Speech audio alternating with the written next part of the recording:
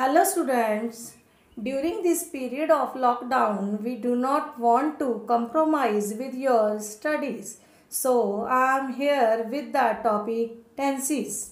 At the end of this video, you would be able to differentiate between the types of tenses in affirmative sense. So, let us start. Tense. What is tense? Tense is the form of the verb which shows time. They are of three types. The first one is present tense, second one is past tense, and the third one is future tense, which are further divided into four subgroups. Present tense has these four types. Number one, present indefinite tense or present simple tense. Number two, present continuous tense. Number three, present perfect tense. Number four, present perfect continuous tense. In the same way, past tense has following four types: past indefinite tense or simple past tense. Number two, past continuous tense. Number three, past perfect tense. Number four, past perfect continuous tense. And the third one is future tense, having the following groups. Number one, future indefinite tense or simple future tense. Number two, future continuous tense. Number three, future perfect tense. Number four, future perfect continuous tense. Now we will learn these tenses with the help of examples and rules. So let us start with tenses. Are you ready, beta? Take your notebook and pen with you. Present indefinite tense. Gita sings a song. Geeta गीत गाती है, गाता है, गाती है, गाते हैं. जिन वाक्यों के अंत में ता है, ती है, ते है आता है वे प्रेजेंट इंडेफिनिट टेंस की पहचान होते हैं. Geeta subject Geeta S plus verb V1 plus S और ES with third person singular के साथ ऑब्जेक्ट सॉन्ग. जैसे I learn my lesson daily. To express habit. You play hockey.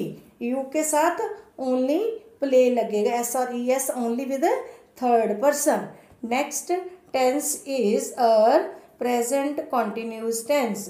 Gita is singing a song. Geeta गीत गा रही है, रहा है, रही है, रहा है, रहे हैं.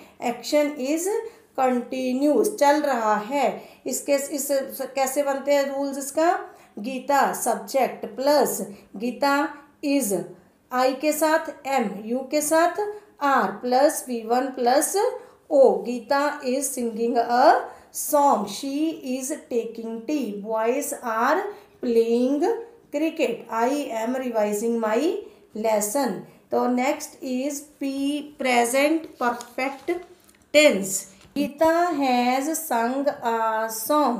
गीता गीत गा चुकी है. जिन वाक्यों के अंत में चुका है, चुकी है, चुके हैं, द एक्शन इज कंप्लीटेड. शी वो वे वाक्य प्रेजेंट परफेक्ट टेंस होते हैं. जैसे Geeta subject S, has Geeta singular के साथ हैज़, प्लूरल के साथ हैव प्लस वर्ब की third form plus object. I have finished my work. She has solved all the sums. They have left this place. And our next tense is present perfect continuous tense. Geeta has been singing a song for 1 hour. इस tense में हमें पता है कि action है जो past में शुरू हुआ था. It has been raining since morning. इस वाक्यों में सिंस और फॉर का प्रयोग होता है. पहले टेंस की तरह एस के साथ हैज़. इसमें been plus verb the first form plus ING plus since for का यूज होता है. I have been living in this since 1980. ये समय के साथ काम पहले से शुरू हुआ है, अभी भी हो रहा है. और नेक्स्ट टेंस पास्ट इंडेफिनेट और simple past tense. Geeta sang a song। Subject Geeta plus verb B2 plus object song. Verb B2 sang sing sang sung। Geeta ने गीत गाया। जिन वाक्यों के अंत में आ ए ई आ जाए वो होते हैं पास्ट इंडेफिनेट टेंस। जैसे he built a house, I saw you in the market yesterday। To express a habitual action in the past, तो habitual action एक्सप्रेस करने के लिए भी जैसे as a child I played cricket. Past continuous tense. Geeta गीत गा रही थी। Geeta was singing a song. Subject Geeta was were was with singular and were with plural। Geeta is a singular, so Geeta was sing verb the first form plus ing singing a song। जिन वाक्यों के अंत में रहा था, रही थी, रहे थे हों वह वाक्य पास्ट कंटिन्यूस टेंस को दर्शाते हैं। To express an action that was happening at the time of in the past at the time of speaking. जैसे the boys were flying kites, they were swimming in the tank. Past perfect tense. Geeta had sung a song. Geeta subject plus had plus verb the third form plus object O. Geeta गीत गा चुकी थी। जिन वाक्यों के अंत में चुका था, चुकी थी, चुके थे हो वो पास्ट परफेक्ट टेंस होते हैं। It is of past perfect tense is also used to denote an action which had been completed at some point in the past before another action was commenced। कई past perfect tense ऐसे भी use होता है जब एक action पहले complete हो जाता है, दूसरा शुरू होता है। The train had left when we reach the station. The patient had died before the doctor arrived। past perfect continuous tense। Geeta had been singing a song for 20 minutes। Geeta subject had plus been plus verb the first form plus ing since or for according to time। अगर हमारे पास निश्चित समय है तो since, otherwise for का uses होता है। Gita had been singing a song for 20 minutes। It had been raining since morning। Simple future और future indefinite tense। Gita will sing a song। Geeta गीत गाएगी।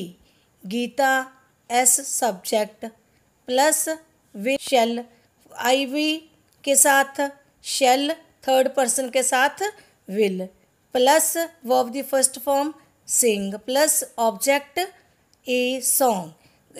गीता गीत गाएगी। गाएगी जिन वाक्यों के अंत में गा गे गी आता है वो फ्यूचर इंडेफिनेट टेंस की पहचान होते हैं। It denotes an action that is about to take place in future. जो एक्शन फ्यूचर में होने वाला है, भविष्यत काल में होने वाला है, उसे हम फ्यूचर इंडेफिनेट टेंस कहते हैं। More examples, I shall do it now. Point of time, इससे मैं अभी करूँगा। We shall go there next week. Future continuous tense. Geeta will be singing a song. Geeta गीत गा रही होगी। Geeta subject S will oblique shall according to the first person, second person and third person plus be plus verb the first form plus ing plus O. Geeta गीत गा रही होगी। जिन वाक्यों के अंत में रहा होगा, रही होगी, रहे होंगे वो फ्यूचर कॉन्टिन्यूस टेंस भाग की पहचान होते हैं। She will be singing then. I shall be taking my examination tomorrow. The farmers will be ploughing in the fields जो टाइम भविष्य काल में एक खास समय पर होगा, that is a future continuous tense. Future perfect tense, Geeta will have sung a song, Geeta ने गीत गा लिया होगा। Subject plus shall will plus have plus verb की थर्ड फॉर्म प्लस ओ, जिन वाक्यों के अंत में लिया होगा, एक्शन कंप्लीट होगा फ्यूचर में, तो लिया होगा, लिए होंगे, वे वाक्य की पहचान है future perfect tense. I shall have finished my work before you come, they will have spent all their money by then. Future perfect continuous tense, Geeta will have been singing a song for 20 minutes, Geeta 20 minute से गीत गा रही होगी। समय के साथ जो रहा होगा, रही होगी, जिन वाक्यों के अंत में आ जाए वो फ्यूचर परफेक्ट कॉन्टिन्यूस टेंस की पहचान होते हैं। Geeta subject, will plus have plus been plus verb की first form plus object plus since for. ये एक्शन जो है फ्यूचर में फिनिश होगा या कंटिन्यू होगा, इस चीज़ का हमें फ्यूचर परफेक्ट कॉन्टिन्यूस टेंस बोध कराता है। We shall have been playing for 3 hours when you come here. Next example, I shall have been working for 2 hours before you come to me. Thanks for watching this video, and I hope that it must have helped you in learning this topic.